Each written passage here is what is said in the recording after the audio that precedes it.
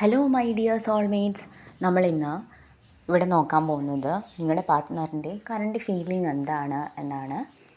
പോസിറ്റീവായിട്ടുള്ള കാര്യങ്ങൾ മാത്രം എടുത്താൽ മതി, അല്ലാത്തത് നമുക്കിവിടെ വിട്ട് കളയാം. നിങ്ങളുടെ പാർട്ട്ണർ ഇപ്പോൾ ചിന്തിക്കുന്നത് ഒരു നഷ്ടബോധത്തെക്കുറിച്ചാണ്. നിങ്ങളോടൊത്ത് ഒരു ജീവിതം പുള്ളി ആഗ്രഹിച്ചിട്ടുണ്ട്. പക്ഷേ എങ്ങനെ അതിനെ റിലേഷൻഷിപ്പിനെ മുമ്പോട്ട് പോകണം എന്ന് ഈ ഒരു വ്യക്തിക്ക് തീരെ അറിയത്തില്ല. എങ്ങനെ മെയിൻറ്റെയിൻ ചെയ്യണമെന്നോ ഒന്നും പുള്ളിക്ക് അറിയത്തില്ല.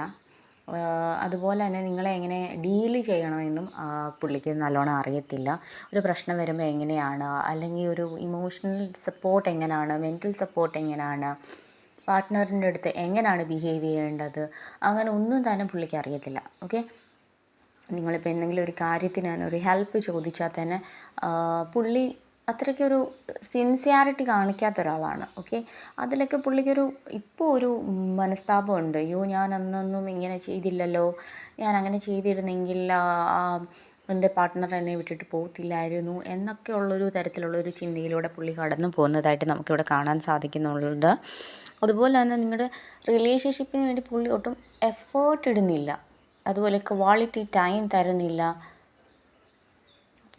പുള്ളി ഒരു കൊച്ചുകുട്ടിയുടെ കൂട്ടാണ്. മീൻസ് പുള്ളിക്ക് അറിയത്തില്ല എങ്ങനെയാണ് ഈ ഫാമിലി കൊണ്ടുപോകേണ്ടത്, എങ്ങനെയാണ് ഡീൽ ചെയ്യേണ്ടത്. പുള്ളി എല്ലാത്തിൽ നിന്നും എന്താ പറയുക, മിണ്ടാതിരിക്കുക, അല്ലെങ്കിൽ എന്താ പറയുക, പുള്ളി എത്രയും പെട്ടെന്ന് എസ്കേപ്പായിട്ട് പോകാനാണ് പുള്ളി നോക്കുന്നത്. പക്ഷേ നിങ്ങളുടെ ഒരു അവൈലബിലിറ്റി കുറഞ്ഞപ്പോൾ പുള്ളിക്ക് മനസ്സിലായി, ഓ, ഞാനിങ്ങനൊന്നും ആയിരുന്നില്ല ചെയ്യേണ്ടിയിരുന്നത് എന്ന് പുള്ളി മനസ്സിലാക്കുന്നുണ്ട്.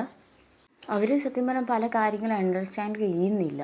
ഓക്കെ, ഇങ്ങനെയാണ് എനിക്ക് ഫീൽ ചെയ്യുന്നത്, ആ സമയത്ത് നിങ്ങൾ ഇങ്ങനെ വേണം പെരുമാറാൻ, അതൊക്കെ പറഞ്ഞു കൊടുത്താൽ പോലും ബിക്കോസ് അവർക്കതൊന്നും കേൾക്കേണ്ട കാര്യമില്ല. ഞാൻ ഇങ്ങനെയാണ്, വേണമെങ്കിൽ എന്നെ ഇഷ്ടപ്പെട്ടാൽ മതി, അങ്ങനെ അവർ പറയുന്നത്. ഓക്കെ, എനിക്ക് ഇങ്ങനെയൊക്കെ ഉള്ള ചുറ്റുപാടാണ്, അല്ലെങ്കിൽ എൻ്റെ ക്യാരക്ടറൊന്നും മാറ്റാൻ പറ്റത്തില്ല, ഞാൻ ഇങ്ങനെ ബിഹേവ് ചെയ്തുള്ളൂ. ആ ഒരു ശാഠ്യത്തിൽ നിൽക്കുമ്പം ആരും കൂടെ നിൽക്കത്തില്ല. ഓക്കെ, നമ്മൾ കുറച്ച് കാര്യങ്ങളൊക്കെ വിട്ടു കൊടുക്കുകയും അല്ലെങ്കിൽ കുറച്ച് കാര്യങ്ങളൊക്കെ അക്സെപ്റ്റ് ചെയ്യാൻ കൂടെ പഠിക്കണം. ഓക്കെ, ആൾക്കാർക്ക് സ്നേഹം ഉണ്ടെങ്കിലേ അത് മുമ്പോട്ട് കൊണ്ടുപോകാൻ പറ്റത്തുള്ളൂ. അഡ്ജസ്റ്റ്മെൻറ്റും വേണം. ഓക്കെ, മനസ്സിലാക്കണം.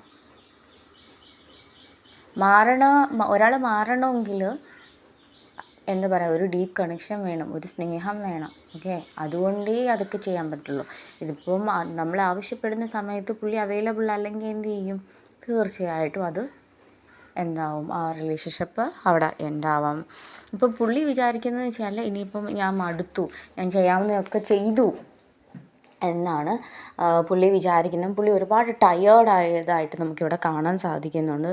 പുള്ളി സ്വയം വിചാരിക്കുകയാണ് ഇതെല്ലാം ഞാൻ മറക്കാം, അല്ലെങ്കിൽ ഇത് ഹീലിംഗ് ആയിട്ട് പോവാം, അങ്ങനെയൊക്കെയാണ് പുള്ളി പറയുന്നത്. പക്ഷേ യൂണിവേഴ്സ് പറയുന്നൊരു കാര്യം എന്ന് വെച്ച് കഴിഞ്ഞാൽ, ഈ റിലേഷൻഷിപ്പിന് വേണ്ടിയിട്ട് എന്തെങ്കിലും ഒരു ആക്ഷൻ എടുക്കും നിങ്ങൾ. ഓക്കെ, ഈ ഒരു റിലേഷൻഷിപ്പ് ബ്രേക്ക് ആവാതിരിക്കാൻ വേണ്ടിയിട്ട് ഒരു ബ്രേക്ക് വേണം. ഒരു എന്താ പറയുക, ഇപ്പോൾ നിൽക്കുന്ന ആ ഒരു പാറ്റേണിൽ നിന്ന് മാറിയിട്ട് നിങ്ങൾ വേറൊരു പാറ്റേണിലോട്ട് പോകൂ എന്നാണ് പറയുന്നത്. അപ്പോൾ നിങ്ങൾ അതുപോലും മനസ്സിലാകുന്ന ഒരാളായിട്ടാണ് ഈ ഒരു പാർട്ട്ണറെ നമ്മളിവിടെ കാണാൻ സാധിക്കുന്നത്. നിങ്ങളുടെ റിലേഷൻഷിപ്പ് പാർട്ട്ണറിനെ നമുക്ക് കാണാൻ സാധിക്കുന്നത്. ബിക്കോസ് ഒരു ആക്ഷൻ എടുത്ത് തീരാവുന്ന പ്രശ്നമുള്ളൂ. പക്ഷെ പുള്ളിക്കതൊരു എന്താണോ, ഭയമാണോ എന്താണെന്ന് അറിയില്ല, പുള്ളി അങ്ങനെ സ്റ്റക്കായിട്ട്, അല്ലെങ്കിൽ ചിലപ്പോൾ സ്വഭാവമേ അങ്ങനെ ആയിരിക്കാം. ഓക്കെ, അതായിട്ടാണ് നമ്മളിവിടെ കാണാൻ സാധിക്കുന്നത്. യൂണിവേഴ്സ് പറയുന്നുണ്ട്, നീ ഒരു ആക്ഷൻ എടുത്താൽ നിൻ്റെ റിലേഷൻഷിപ്പിൽ ഒരുപാട് മാറ്റം ഉണ്ടാവും എന്നിങ്ങനെ യൂണിവേഴ്സ് സിംറ്റംസ് ഒക്കെ കൊടുക്കുന്നുണ്ട്. പക്ഷേ അത് മനസ്സിലാക്കുന്ന ഒരാളായിട്ടൊന്നും നമുക്കിവിടെ കാണാൻ സാധിക്കുന്നില്ല. Okay, thank you.